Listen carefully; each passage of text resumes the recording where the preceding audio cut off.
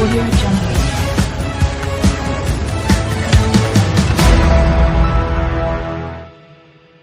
प्रिय हिंदी भाषी मतदाता बंधुओं, भंडारा गोंदिया लोकसभा क्षेत्र से मैं एडवोकेट वीरेंद्र जायसवाल ओबीसी हिंदू संगठन की ओर से उम्मीदवार हूं।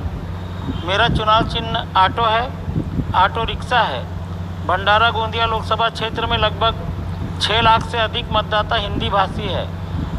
उन्हीं हिंदी भाषी मतदाताओं के सहयोग से 4 बार प्रफुल्ल पटेल सांसद बने। आज प्रफुल्ल पटेल जी इस चुनाव मैदान में नहीं है, इसलिए आप लोगों से संवाद करना बेहद ज़रूरी हो जाता है।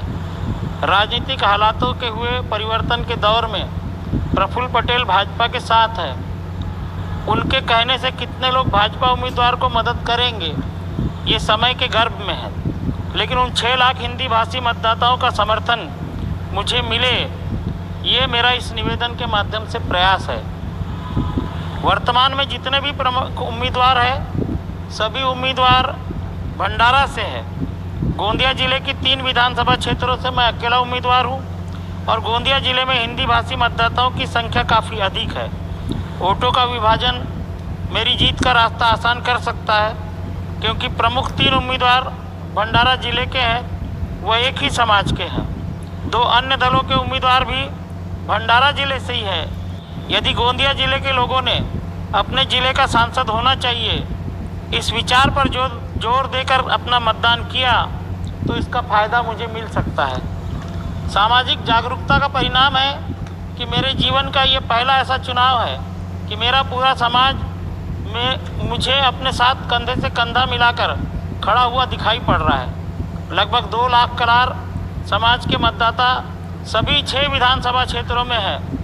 इस लोकसभा क्षेत्र में 200 से अधिक गांव ऐसे हैं जहां कलार समाज की राजनीतिक पकड़ काफ़ी मजबूत है।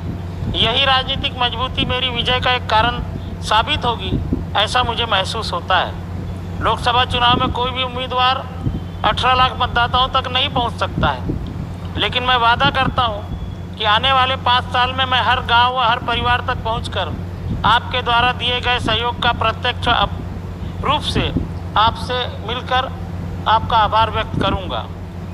बड़ी धनशक्तियों के उम्मीदवारों के सामने भले ही धनशक्ति में मैं कमज़ोर दिखाई पड़ूं, लेकिन पिछले 40 वर्षों की राजनीतिक, सामाजिक व ज्ञान की शक्ति में मैं बहुत अधिक आगे हूं।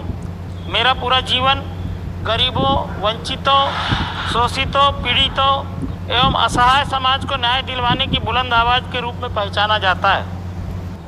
हाल ही में कुछ वर्षों पूर्व मैंने भंडारा व गोंदिया जिले की 6 लाख महिलाओं को माइक्रो फाइनेंस के कर्जे से मुक्ति दिलवाई थी। विदर्भ आंदोलन हो, गोंदिया जिला बनाओ आंदोलन हो, किसानों के मुद्दों को लेकर के आंदोलन हो, रेलवे की मांगों को लेकर के आंदोलन हो, मजदूरों के आंदोलन हो, मैं अनेकों बार जेल यात्राएं कर चुका हूं। उम्र के इस पड़ाव पर पिछले 10 वर्षों से मैंने आध्यात्मिक कार्यों में अपना ध्यान लगाया है।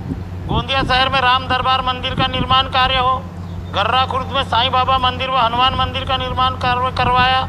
अभी ग्राम खातिया में बुद्ध धाम का निर्माण कार्य शुरू है, जो आने वाले 1 वर्ष में पूरा होगा।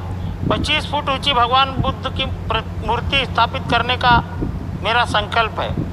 मेरी आप सभी हिंदी भाषियों से एक और विनंती है कि भाजपा की विभाजनकारी शक्तियों, नीतियों से अलग हम गौ सेवा, गोवंश सेवा, महिलाओं व युवाओं के लिए रोजगार मुहैया कराने की संकल्पना के साथ साथ 2006 में मैंने ओबीसी हिंदू संगठन का गठन किया था, जिसका संकल्प था कि भंडारा व गोंदिया जिले के हर गांव में 100 गायों की एक गौशाला का निर्माण हो।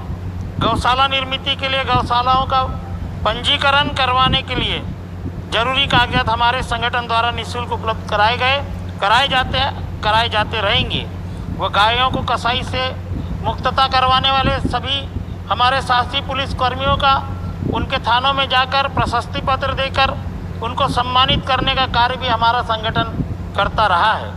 भंडारा व गोंदिया दोनों जिलों को सुजलाम सुफलाम बनाने का पूरा रोड मैप हमारे ओबीसी हिंदू संगठन के पास है।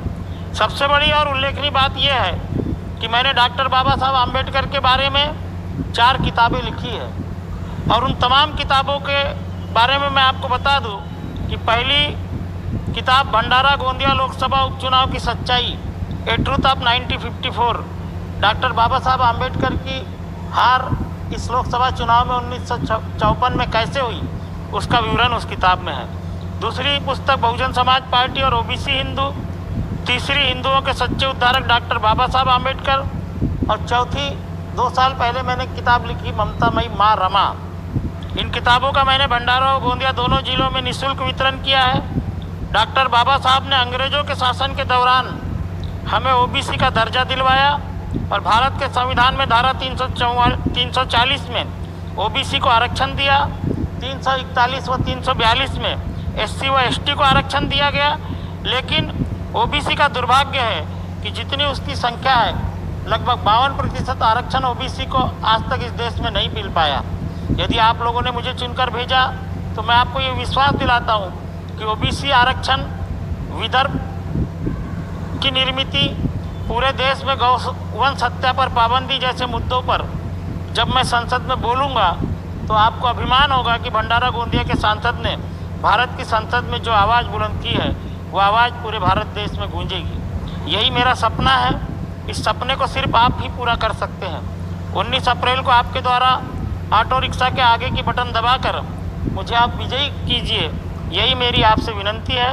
अगर मैं सांसद बन गया तो इन दोनों जिलों का हर किसान, मजदूर, युवा, महिला, बेरोजगार, अधिकारी, कर्मचारी, छोटे बड़े व्यापारी, सीनियर सिटीजन, शिक्षक, समाज का हर वर्ग ये समझेगा कि वो सांसद बन गया है, क्योंकि मैं ऐसे जनहितकारी कार्य करूंगा जिससे भंडारा व गोंदिया दोनों जिले की जनता को मुझे सांसद बनवाने के लिए अपने आप पर गर्व होगा। यही मेरी विनती है और मैं चाहता हूं कि आप तमाम लोग एकजुट होकर एक बार मुझे मेरे ऑटो रिक्शा निशान के आगे की बटन दबाकर मुझे प्रचंड बहुमतों से विजयी बनाए।